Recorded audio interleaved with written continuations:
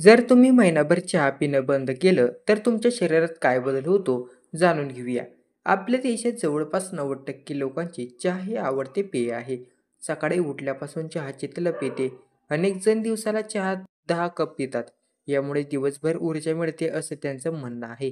पण चहामध्ये साखरेचे प्रमाण अधिक असू शकतं. त्यामुळे आरोग्याशी निगडीत समस्या उद्भवू शकतात.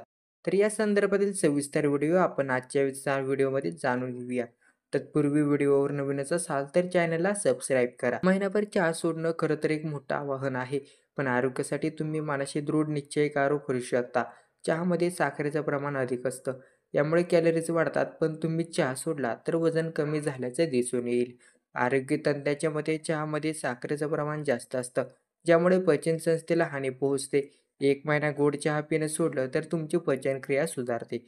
महिनाभर गोड चहा न पिल्याने तुमचे मानसिक आरोग्य सुधारू शकते, असं अनेक संशोधनाविरुद्ध दिसून आलं आहे. त्वचा निरोगी ठेवायची असेल तर गोड चहा न प्यायलेलाच बरा, कारण गोड चहामुळे त्वचेवर पिंपल्स आणि डाग पडतात. महिनाभर चहा न पिल्यास आपल्या ते शरीराचे कॅफेनचे प्रमाण कमी होते.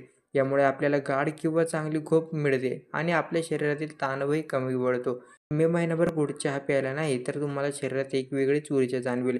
यामुळे कामाची उत्पादकता देखील वाढते. चहा पिणे टाळल्यास डिहायड्रेशनची समस्या देखील कमी होते. तसेच पेशींना नुकसान करणारे फ्री रॅडिक्शन देखील कमी होतात. चहाची सवय सोडल्यास छातीत जळजळ, चक्कर येणे आणि हृदयाच्या गतीमध्ये चढ-उतार यासारख्या समस्या दूर होतात. जर तुमचे हात थरथरत असतील तर चहा पिल्याने ही समस्या वाढू शकते.